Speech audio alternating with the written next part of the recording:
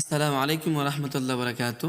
প্রিয় ভাই বোনেরা, আপনাদের জন্য এই ইউটিউব চ্যানেলের মধ্যে কুরআন শিক্ষামূলক কিছু ভিডিও রীতিমতো দেওয়া হবে।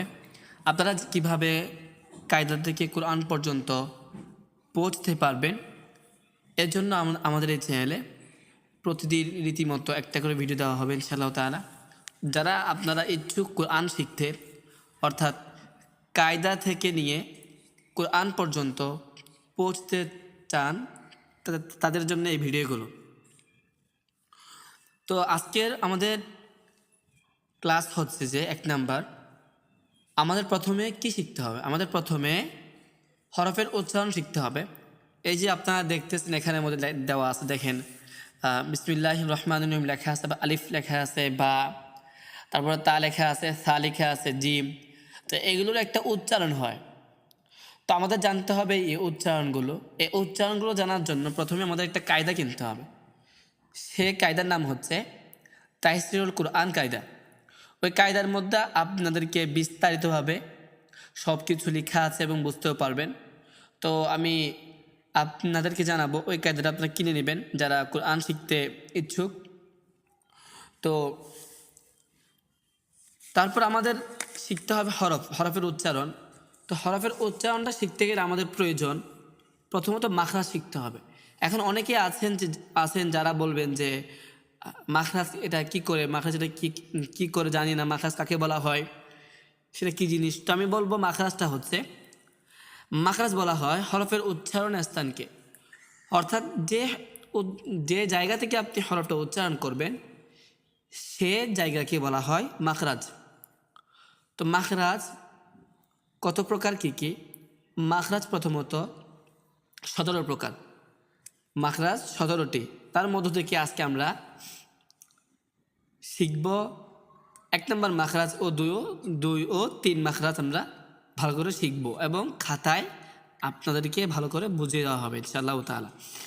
তো আপনারা মনোযোগ দিয়ে ভিডিওগুলো দেখুন, এবং যদি আপনারা ভালো করে শিখতে চান অবশ্যই শুরুতে শেষ পর্যন্ত পৌঁছতে চাইলে আমাদের এই চ্যানেলটিকে সাবস্ক্রাইব করুন এবং আমাদের সাথে থাকুন ইনশাআল্লাহ তাআলা। তো আমরা বেশি কথা না বলে আজকে ক্লাসটা আমরা শুরু করি ইনশাআল্লাহ তাআলা। তো আমাদের ক্লাসটা হচ্ছে প্রথমত আমাদের শিখতে হবে মাখরাজ কাকে বলা হয়। তো আমি কিছুক্ষণ আগেও বলেছিলাম যে মাখরাজ বলা হয় হরফের উচ্চারণের স্থানকে। মাখরাজ হরফের উচ্চারণের স্থানকে বলা হয়। আমাদের প্রথমে হরফের উচ্চারণগুলো শিখতে হবে, তারপর হরফ আমরা নিজ থেকে পড়তে জানতে হবে। যদি আমরা হরফগুলো ঠিকমতো পড়তে পারতে পারি, অবশ্যই আমরা কায়দা নিজে নিজে শিখতে পারবো। তো আমাদের প্রথমত আমরা শিখি, দেখেন আমি লিখে দেখাচ্ছি, এগুলো আপনারা খেয়াল করেন। প্রথমত 1 নম্বর মাখরাজ আমরা যা শিখব, 1 নম্বর মাখরাজ হলো আমাদের 1 নম্বর মাখরাজ হচ্ছে হলকের শুরু হইতে হামজা হা। তো আমরা কি বললাম? হলকের শুরু হইতে হামজা হা। তো এটা আপনারা কায়দায় পেয়ে যাবেন, যে কায়দাটা বলছিলাম ওই কায়দার মধ্যে বিস্তারিতভাবে দেওয়া আছে, এবং আপনারা ভালো করে বুঝতেও পারবেন। তো আপনারা আপনাদের এতটুকু বুঝেন যে হলকের শুরু হইতে আমাদের উচ্চারণ হয় হামজা হা, হামজা হা। আর 2 নম্বর মাখরাজ হচ্ছে হলকের মধ্যখান হইতে উচ্চারণ হয় গইন খ। হলকের শেষ হইতে উচ্চারণ হয় ফুল উচ্চারণ করেছে।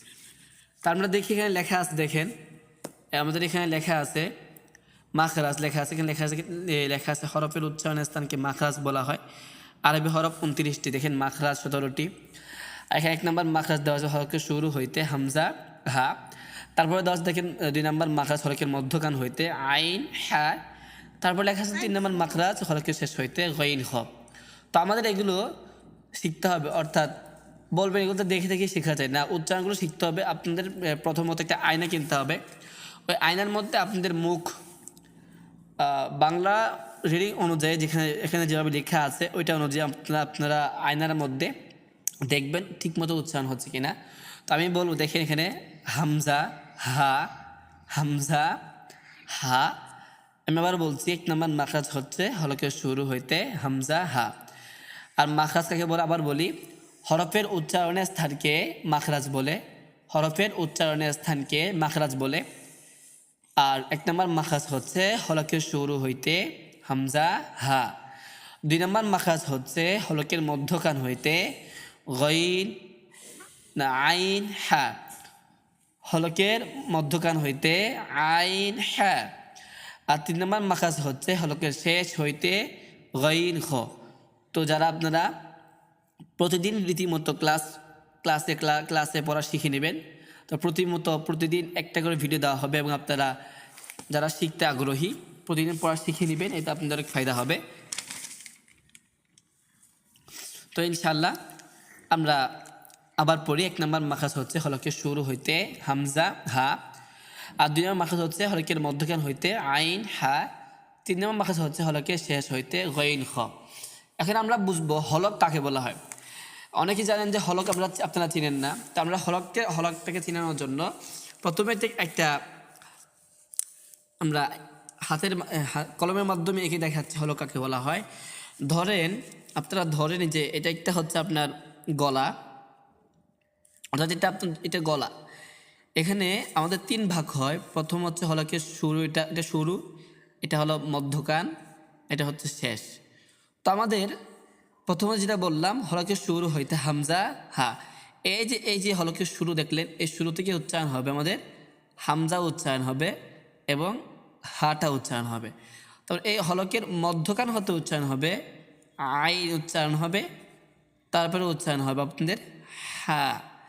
আর হলকের শেষ হইতে উচ্চারণ হবে গইন, তারপরে উচ্চারণ হবে খ।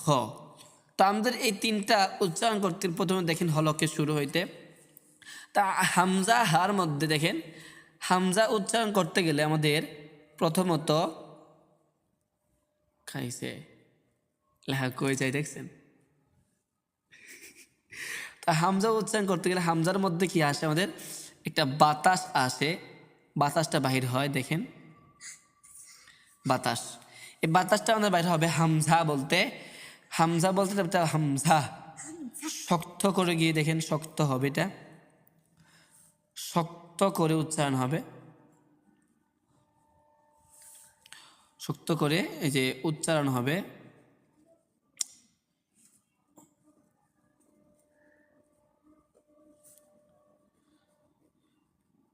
তো শক্ত করে উচ্চারণ হবে হামজা, অর্থাৎ হামজা।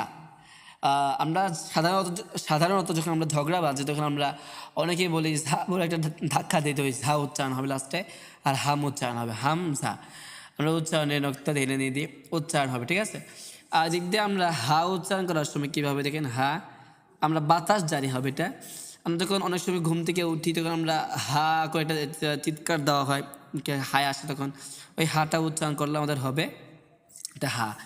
আইন উচ্চারণ করতে গেলে আমাদের সাধারণত যখন আমরা অনেকেই দেখেন গলায় অনেক সময় কথা বলতে পারি না, গলা একটা উচ্চারণ হয় যে একটা উচ্চারণ হয় সাধারণত গলা চিপচিপে একটা এমন একটা উচ্চারণ হয়, এমনটা উচ্চারণ হবে আমাদের আইন হবে।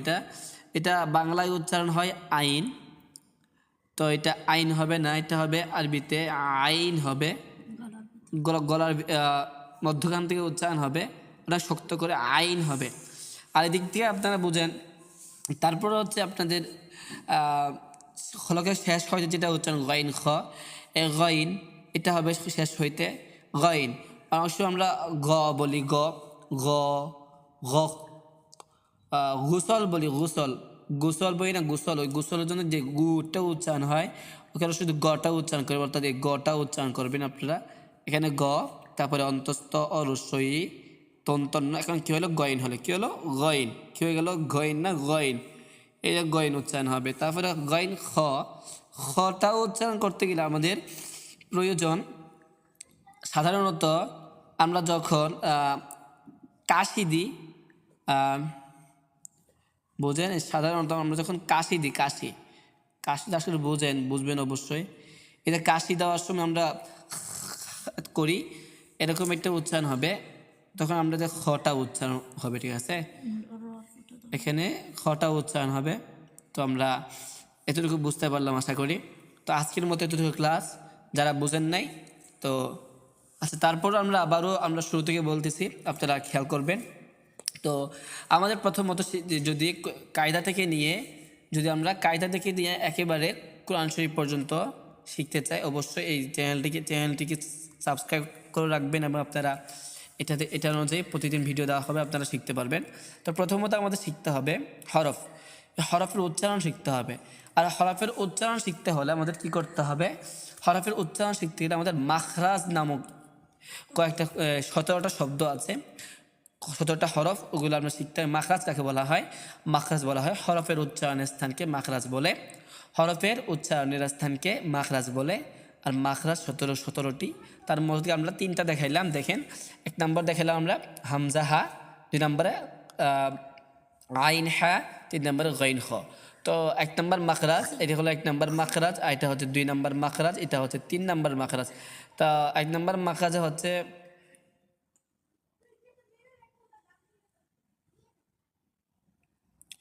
একটা মধ্যে হামজা হা, আর 2 নম্বর হচ্ছে আইন হা, 3 নম্বর হচ্ছে গাইন খ।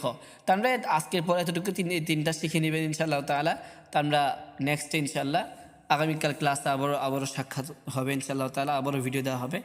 তো যারা ভিডিওটি ভালো লেগে থাকে লাইক করবেন এবং সাবস্ক্রাইব করবেন এবং শেয়ার করবেন, যেন অন্য মুসলমান ব্যক্তি যেন এ